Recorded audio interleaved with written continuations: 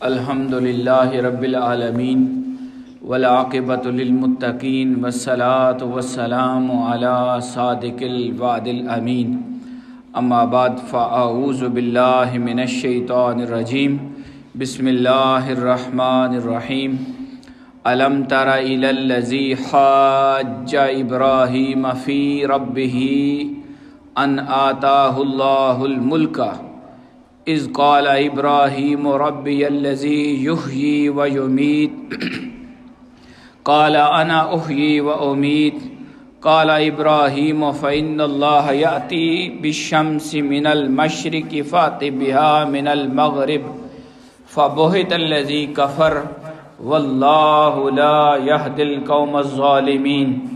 صدق اللہ العظیم۔ ان اللہ وملائکتہ یصلون علی النبی یا ایھا الذین آمنوا صلوا علیہ وسلموا تسلیما۔ اللہم صل علی سیدنا و مولانا محمد وعلی آل سیدنا و مولانا محمد وبارک وسلم وصلی علیہ۔ اللہ کی توفیق اور نبی رحمت صلی اللہ علیہ وسلم کی نگاہ خاص سے آج ہم اپنے رب کی بارگاہ میں حاضری کے لیے جمع ہیں۔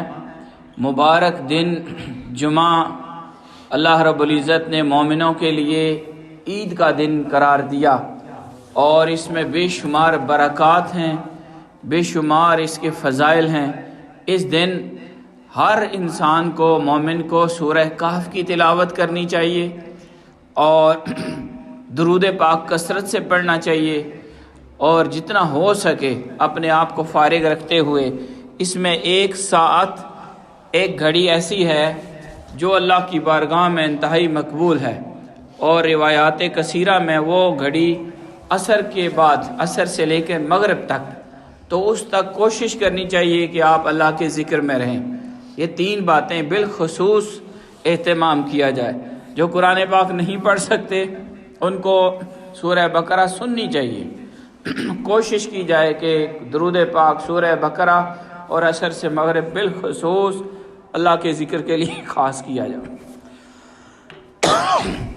گزشتہ رکوع میں ہم نے آیت الکرسی اور اس کی 2-3 آیات بعد والی پڑھی۔ حاضرین گرامی، ہم نے جو وہ آیات پڑھی ہیں، یعنی جو گزشتہ رکوع ہے، اس کے اندر ہم نے اللہ رب العزت کے وحدہ لا شریک ہونے اور اللہ کے حی، خود بھی زندہ ہونے اور ساری کائنات کو زندہ رکھنے والا، یہ شان بھی ہم نے پڑھی، اور اللہ رب العزت نے اپنی ایک اور صفت خاص بیان فرمائی، کہا کہ وہ قیوم ہے، خود بھی قائم ہے اور دوسروں کو بھی قائم رکھنے والا ہے۔ اب جو ہم اگلی 3 آیات پڑھیں گے، ان 3 آیات کے اندر اللہ کی شان بے نیازی، اس کی قدرت کاملہ اور اس کے حی اور قیوم ہونے کی مثالیں پڑھیں گے کہ اللہ حی ہے، خود بھی زندہ ہے، دوسروں کو بھی زندگی عطا کرنے والا ہے، خود بھی قائم ہے اور ساری کائنات کو قائم رکھنے والا ہے۔ تو وہ کیسے؟ یہ واقعات اللہ رب العزت نے قرآن مجید کی آنے والی آیات میں بیان فرمائے۔ جو پہلی آیت آج ہمارا موضوع ہے، 258 سورہ بقرہ، اس میں نمرود کے ساتھ حضرت ابراہیم علیہ السلام کا ایک مکالمہ ہے۔ نمرود عراق کا بادشاہ تھا اور اس کے اندر یہ زوم پایا جاتا تھا، یہ خیال تھا اس کا کہ وہی عبادت کے لائق ہے، بادشاہ ہے، ساری مخلوق اس کے سامنے جھکے، اس کی عبادت کرے، اور وہ اپنے آپ کو مطلق العنان، مالک، بادشاہ، صاحب قدرت، اس طرح کی اس کی سوچیں تھیں۔ تو حضرت ابراہیم علیہ السلام کی ذات اقدس کو اللہ نے اس کے لیے ایک مثال بنا کر مقابلے کے لیے بھیجا۔ جب حضرت ابراہیم علیہ السلام اس کی مجلس میں حاضر ہوئے تو باقی سارے لوگوں نے اس کے سامنے رکوع و سجود کیا، لیکن ایک سیدنا ابراہیم علیہ السلام کی ذات ایسی تھی کہ آپ اس کے سامنے نہ جھکے، اس کو سجدہ نہ کیا۔ جب اس عالم میں اس نے دیکھا کہ ابراہیم میرے سامنے نہیں جھکا اور مجھے سجدہ نہیں کیا، تو اس بات پر اس نے حضرت ابراہیم علیہ السلام کو مخاطب کر دیا اور جھگڑا کرنا شروع کر دیا، ایک طرح سے لڑائی کی، جھگڑا کیا۔ قرآن مجید کی آیت سنیے، اللہ فرماتے ہیں الم ترا، کیا تو نے نہیں دیکھا، الی الذی، اس شخص کی طرف، حاجہ، جس نے لڑائی کی، جھگڑا کیا، ابراہیم علیہ السلام کے ساتھ، فی ربہ، ان کے رب کے بارے میں، اللہ رب العزت کی ذات کے بارے میں اس نے جھگڑا کیا اور اپنے دلائل دیے، اپنے بادشاہ مطلق ہونے کی بات کی۔ ابراہیم علیہ السلام اس کے سامنے آ گئے۔ آپ کو پتہ ہے جو اللہ کا نبی ہوتا ہے، جو اللہ کا رسول ہوتا ہے، جو اللہ کا ولی ہوتا ہے، وہ بے خوف ہوتا ہے، اسے کوئی غم نہیں ہوتا، لا خوف علیہم ولا هم یحزنون کی جان رکھتا ہے۔ تو حضرت ابراہیم علیہ السلام اس کے سامنے کھڑے ہو گئے اور اس سے بات کی۔ اس نے جب پوچھا ابراہیم تم نے مجھے سجدہ کیوں نہیں کیا؟ سارے لوگ مجھے الہ مانتے ہیں، میں سب کا الہ ہوں، یہ سارے میرے بندے ہیں۔ ابراہیم علیہ السلام برملا کھڑے ہوئے اور جس طرح ایک حق کا پرچار کرنے والا، حق بیان کرنے والا، اللہ کا ولی، اللہ کا نبی، اللہ کا رسول جس طرح جرأت کے ساتھ اللہ کی مدد کے ساتھ بولتا ہے، وہ بعد والے معاملات سے بے نیاز ہوتا ہے، اسے کوئی پرواہ نہیں ہوتی کہ دنیا والے کیا کہیں گے، انجام کیا ہوگا، یہ بادشاہ میرے ساتھ کیا سلوک کرے گا۔ اس بات سے بے پرواہ ہوتے ہوئے ابراہیم علیہ السلام نے یہ جواب دیا، ہاں تو سجدے کے لائق نہیں، تو عبادت کے لائق نہیں، عبادت کے لائق تو رب واحد ہے، میرا مالک ہے، اور اس کی شان یہ ہے، قال ابراہیم ربی الذی یحیی و یمیت، رب تو وہ ہے، الہ وہ ہے، الہ ہونے کی شان تو وہ رکھتا ہے، عبادت کے لائق وہ ہے، سجدوں کے لائق وہ ہے، دعا اس سے کی جا سکتی ہے، رب وہ ہے، میرا رب وہ ہے، الذی یحیی، جو زندہ بھی کرتا ہے، ویمیت، اور مارنے کی بھی طاقت رکھتا ہے۔ یہ دو دلائل دیے۔ آگے سے نمرود جو اپنی بادشاہت کے ذم میں تھا اور اسے یہ خیال تھا کہ میں ہی بادشاہ ہوں، میں ہی مطلق العنان ہوں، میری بات چلتی ہے، یہ سارے میرے بندے ہیں، میں ان پر مکمل اختیار، قدرت کامل رکھتا ہوں۔ اس نے کہا یہ کون سی بات ہے ابراہیم، یہ کون سی اتنی بڑی شان ہے؟ دنیا دیکھ رہی تھی اور اس نے جن کو اپنا بندہ سمجھا ہوا تھا، رعایا تھی، مخلوق تھے، انسان تھے، وہ سارے سن رہے ہیں، ابراہیم کھڑے ہیں، حق کا پیغام دیا جا رہا ہے۔ ابراہیم بولے میرا رب وہ ہے، میرا رب وہ ہے جو زندہ بھی کرتا ہے اور مارتا بھی ہے۔ اب نمرود جو تھا اس نے اپنی باطل ربوبیت، جو ایک ظالمانہ ربوبیت تھی، بادشاہ تھا، اس کو قائم رکھنے کے لیے اس نے آگے سے ایک ڈھکوسلا دلیل دی۔ اس نے کہا یہ کام تو میں بھی کر لیتا ہوں، میں بھی ایسے کام کرتا ہوں۔ اس نے بندے بلائے، جس کے لیے سزائے موت کا اعلان تھا، اس کو کہا جاؤ بھائی تجھے چھوڑتے ہیں۔ کہا یہ دیکھو میں نے اسے زندہ کر دیا، ابھی اس کو قتل کیا جانا تھا۔ ساتھ ہی اس نے کہا ہاں بھائی ان دو بندوں کو، ان کو قتل کر دو۔ ان کی گردنیں اتار دی گئیں اور ابراہیم علیہ السلام کے سامنے اس نے، لوگوں کے سامنے ابراہیم علیہ السلام کو جواب دیے، جبکہ یہ جواب نہیں بنتا تھا۔ جس شان سے رب کائنات بندوں کو زندگی عطا کرتا ہے، ان کی ربوبیت کرتا ہے، ان کو پالتا ہے، ان کی ضروریات و احتیاج کا خیال کرتا ہے، ایسا تو وہ نہیں کر سکتا تھا۔ اس نے بظاہر لوگوں کے سامنے اپنی باطل جھوٹی خدائی کا بھرم رکھنے کے لیے اس نے یہ ایک طریقہ کیا کہ عام مخلوق کو اپنے پیچھے لگائے رکھیں۔ یہ آج بھی یہ طریقہ چلتا ہے، جو باطل نظریات، باطل عقائد اور باطل قسم کی سوچ رکھنے والے لوگ ہوتے ہیں، وہ عوام الناس کو اپنے پیچھے اسی طرح لگاتے ہیں، جھوٹے دلائل بناتے ہیں، گھوسلے دلیلیں ہوتی ہیں اور اس طرح روایات گڑی ہوتی ہیں جن کی کوئی حقیقت نہیں ہوتی، اور عوام الناس اللہ ماشاءاللہ ان کا معاملہ اللہ کے اس برد ہے۔ انہوں نے تو کہنا ہے جی بس جناب جو آخیا ہوئی گل ہے۔ اب جناب کی کیا حیثیت ہے، جناب کی پوزیشن کیا ہے؟ وہ جو بزرگ ہے، وہ جو شاجی ہے، وہ جو پیر صاحب ہے، وہ جو مولوی صاحب ہے، جو بھی نام لے لیں، اب دیکھنا یہ نہیں ہے کہ اس کی اپنی حیثیت کیا ہے، یہ کس قدر حق پر قائم ہے، یہ کتنا اللہ اور رسول کو یاد کرتا ہے، شریعت مطہرہ پر کتنا بعمل ہے، اس کا ظاہر باطن کیسا ہے، یہ ہم نے نہیں دیکھنا۔ ہم نے کہنا ہے جی بزرگ آنکھ سٹیا، اب اس بزرگ کی پوزیشن ہی نہیں پتا اور اس کے پیچھے چل پڑے جی، بابے نے آکھیا جی، بابے جی کی پیغام چل گیا جی۔ اب بابے کے پیچھے نسلیں برباد ہو رہی ہیں، عقیدے برباد ہو رہے ہیں، اور پتہ ہی نہیں ہے کہ خدا کے ساتھ اس کی وحدانیت میں بابے کو شریک کیا جا رہا ہے۔ یہ میری آنکھوں کے سامنے ہے، میں دیکھتا ہوں اس پورے علاقے میں کہ وہ معاملات لوگ کرتے ہیں جو ایک طرح سے شرک کی بہت زبردست قسم بنتی ہے، لیکن اگر کوئی بندہ بات کرے تو لوگوں کو یہ بات سمجھ نہیں آتی، اور لوگ چل رہے ہیں جی پیچھے چلا جا رہا ہے سلسلہ، اور سلسلہ ہی جا رہا ہے۔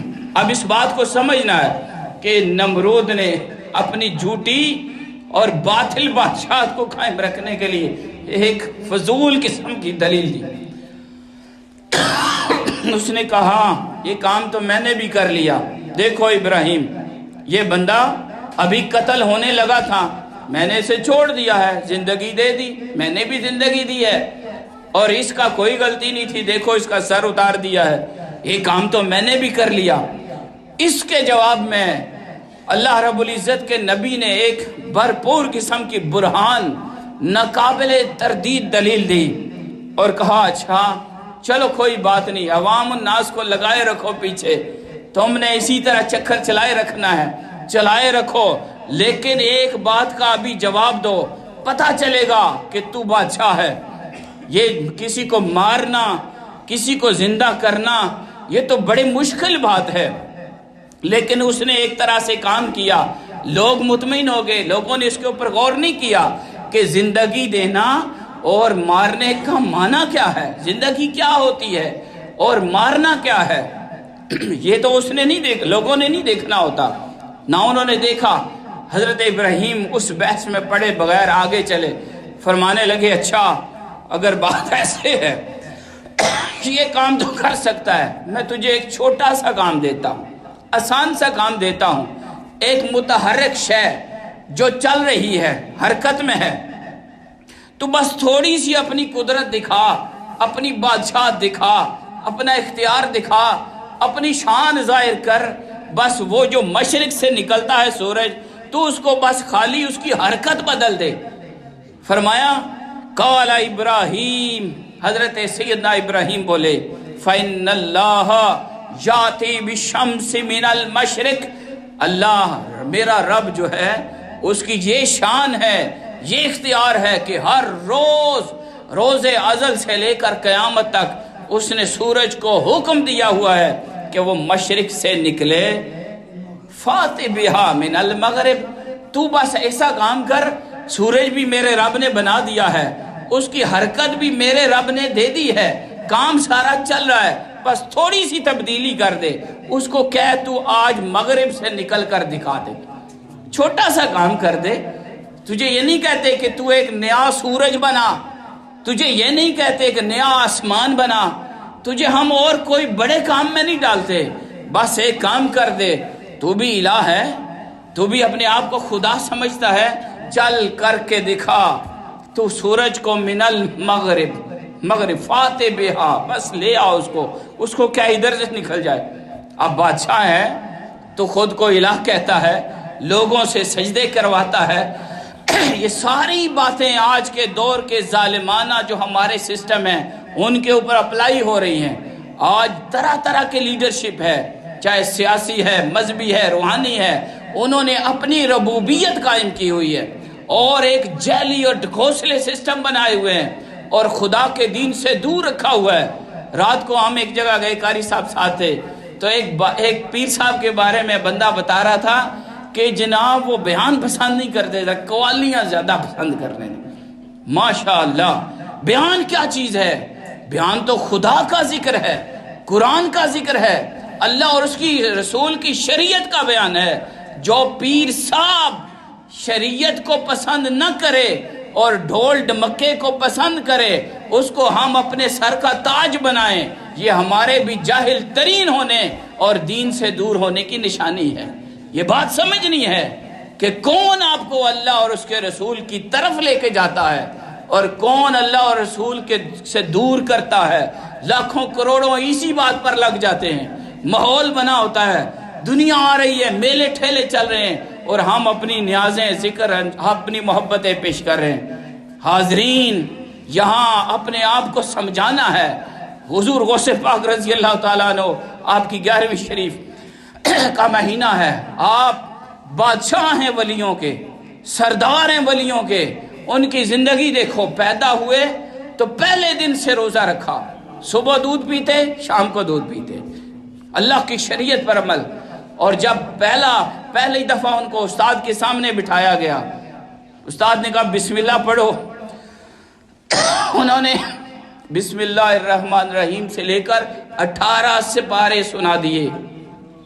پتہ کیا چلا کہ جو ولی ہوتا ہے اس کا اپنے رب سے تعلق ہوتا ہے، وہ ہر وہ کام کرتا ہے جس سے رب خوش ہو، وہ ہر اس بات کا پرچار کرتا ہے جو خدا کی طرف لے جانے والی ہو۔ ایسا کون سا ولی ہے؟ پھر آپ ان کی زندگی دیکھیں، یہ آپ بات غور سے سمجھیں، یہ بہت غور والی باتیں ہیں۔ ہم ادھر ادھر کی باتوں میں زندگیاں گزار رہے ہیں، وسائل ضائع کر رہے ہیں۔ حضور غوث پاک رضی اللہ تعالیٰ عنہ کو پہلا واقعہ جب چور ان کے ہاتھ پر طائب ہوئے تھے، کہاں جا رہے تھے حضور غوث پاک؟ علم حاصل کرنے کے لیے، اپنے گھر سے ماں سے وعدہ کر کے کہ میں سچ بولوں گا، علم کے لیے جا رہے تھے۔ آج ہم نے جتنے جاہل ہیں ان کو ہم پیر مانتے ہیں، جتنے ان پڑھ ہیں جن کو نہ خود خدا کا پتہ ہے نہ وہ کسی اور کو اس طرف لے جا سکتے ہیں، ان کو ہم نے، اور پھر دین کی بات ہو، شریعت کی بات ہو، احکام دین کی بات ہو، قرآن کی بات ہو، ہم کہتے ہیں مولویوں والی باتیں، اے مولوی ہیں نکلنا ہے۔ لا حول ولا قوت الا باللہ۔ دین، حضور غوث پاک رضی اللہ عنہ، آپ کے قصیدہ غوثیہ کا شعر ہے، آپ نے لکھا، اولیاء اس کو ورد کرتے ہیں، درست العلم حتی صرت قطبا، میں نے علم پڑھا حتیٰ کہ میں قطبیت کے مقام پر پہنچ گیا۔ آج علم کو ہم نے ملائیت بنا دیا، کتنے ظلم کی بات ہے۔ حاضرین، اپنے آپ کو بدلیں، اپنی اولادوں کو علم دین سکھائیں اور اس طرف لے کے آئیں۔ حضور غوث پاک رضی اللہ تعالیٰ عنہ پورا دن تعلیمات دیتے، پڑھاتے، خود بیٹھ کے پڑھاتے تھے، استاد تھے، جامعہ نظامیہ اپنے قائم کر رکھا تھا، پورا دن درس دیتے تھے اور عصر کے بعد پھر پڑھاتے تھے، پھر ذکر کی محفل ہوتی تھی، پھر لوگوں کو یہ جو 11ویں ہم کرتے ہیں یہ کیا ہے؟ یہ 11ویں یہی ہے کہ آپ چاند کی 11 کو اپنے طالب علموں کو اچھا کھانا بنا کے کھلاتے اور اس پر جو اجر ملتا اس کو حضور کی بارگاہ میں پیش کرتے۔ یہ 11ویں ہم نے اس کو کیا بنا لیا، اور اتنی مقبول ہوئی کہ طالب علموں کو دین سیکھنے والوں کی خدمت کرنا اور اس پر جو اجر ملے اس کو حضور کی بارگاہ میں پیش کرنا، یہ 11ویں ہے۔ ہمارا تعلق ہی نہیں رہا ان باتوں سے، دین کی بات سے، علم سے۔ حضور غوث پاک کا نام لینا، 11ویں کھا لینا، یہ تو ہمیں پتہ ہے، لیکن یہ بالکل نہیں پتا کہ غوث پاک کی زندگی کیسے گزری، آپ کی جو حیات تھی ہر روز۔ اور آپ کا بہت بڑا واقعہ مشہور ہے، حضور علیہ السلام خواب میں آئے، کہا بیٹا لوگوں کو دین بڑا سکھایا کرو۔ عرض کی حضور میں کیسے بیان کروں، میں عجمی ہوں، فارسی ہوں، یہ لوگ عرب ہیں، میں ان کے سامنے عربی نہیں بول سکتا۔ آپ نے 7 مرتبہ لعاب دہن حضور غوث پاک کے منہ میں ڈالا، پھر آپ کو اللہ پاک نے عربی زبان کی فصاحت عطا کی۔ حضرت علی مولا کائنات تشریف لائے اور انہوں نے بھی یہی کہا، ان کے سامنے انہوں نے یہی عرض کی کہ میں عجمی ہوں۔ انہوں نے بھی اپنے طرف سے لعاب دہن دیا اور 6 مرتبہ۔ حضور غوث پاک نے پوچھا جناب آپ، حضور نے تو 7 مرتبہ دیا تھا، آپ نے 6 مرتبہ۔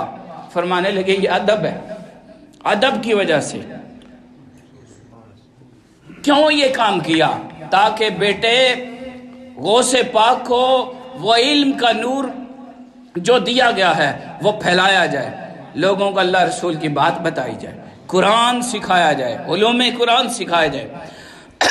حاضرین گرامی، میں آپ کو یہ بات بتا رہا تھا کہ یہ جو مثال دی جا رہی ہے اس میں ہمیں اصل مضمون یہ ہے کہ اللہ رب العزت حی ہے، زندہ رکھنے والا ہے، قیوم ہے، قائم رکھنے والا ہے، اور اس کے مقابلے میں جو بھی ہیں وہ اس کے محتاج ہیں۔ اللہ کی شان بے نیازی، اللہ کی قدرت، اللہ کے یہ جو حی اور قیوم ہونے کی شانیں ہیں، اس پر یہ مثال اللہ نے دی، اور یہ اضافی ہمیں یہ نقطے ملے اور یہ قرآن کا فیض ملا کہ جو بھی باطل نظریات پر ہوتا ہے، چاہے وہ بادشاہ ہو، حکومت ہو، مولوی ہو، پیر ہو، لیڈر ہو، جو بھی ہو، وہ اپنے باطل نظریات کو قائم رکھنے کے لیے لوگوں کو دھوکے میں مبتلا کرتا ہے، اور عوام الناس اس کے پیچھے چلتی ہے۔ پھر کوئی ابراہیم آتا ہے اور پھر وہ حق کو بیان کرتا ہے، اور دنیا کے سامنے اس کی جھوٹی اور باطل جو لیڈرشپ ہے وہ کھلتی ہے۔ جب حضرت ابراہیم نے کہا اچھا تو اتنا بڑا الہ ہے، مالک ہے، بادشاہ ہے، جو بھی تم کہلاتے ہو کرو، ٹھیک ہے، سورج کو مغرب سے نکالو، دنیا سن رہی تھی۔ جب اس طرح کی دلیل آتی ہے، جب حضرت ابراہیم جیسی شخصیت سامنے آتی ہے تو باطل نظریات ختم ہو جاتے ہیں، پھر جھوٹے ختم ہو جاتے ہیں، پھر حق ظاہر ہوتا ہے۔ فَبُہِتَ الَّذِي کَفَرَ، وہ جو کافر تھا، انکار کرنے والا تھا، وہ مبہوت ہو کے رہ گیا، اس سے اب کوئی جواب نہ بنا، وہ بے بس ہو گیا، لاجواب ہو گیا۔ اور یہاں قرآن مجید بات کو مکمل کرتے فرماتا ہے واللہ لا یہدی القوم الظالمین۔ اور سنو، بات یاد رکھنا، بے شک اللہ کبھی بھی بے انصافوں کو سیدھی راہ نہیں دیتا، حق کو حق نہ کہنے والوں کو کبھی راہ حق نہیں ملتی۔ جو دایاں اور بایاں مکس کر کے چلاتے ہیں، چلو جی چلائی رکھو کلیاما لیانے، اور جی دنیا داری کے کریے، ادھر بھی اسی رابطہ رکھنا پینا۔ تو ان کے لیے قرآن کہتا ہے حق کو حق کہنا ہے اور باطل کو باطل کہنا ہے، حق کو حق ثابت کرنا ہے، حق کے پیچھے چلنا ہے، حق کو اپنانا ہے، حق کی تعلیمات کے اپنے اوپر لاگو کرنی ہے، تب پتہ چلے گا کہ آپ حق پرست ہیں۔ اگر ایوی مٹھا بھی تکوڑا بھی رلائی ملائی جاؤ تو پھر حق پہ آپ کبھی نہیں ہو سکتے۔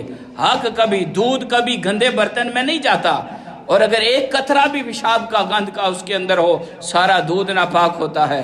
ایمان بھی اسی طرح سے ہے، ایمان بھی اللہ کی محبت، اللہ کی اطاعت، حضور کی محبت، اولیاء کا فیضان، یہ تبھی ملتا ہے جب بندہ حق کے راستے پر چلنے والا ہو۔ اللہ کریم کی بارگاہ میں دعا ہے مولا پاک ہمیں قرآن مجید کی تعلیمات کو اپنانے کی توفیق عطا۔ اتوار والا دن آپ نے یاد رکھنا ہے، حضور غوث پاک رضی اللہ تعالیٰ عنہ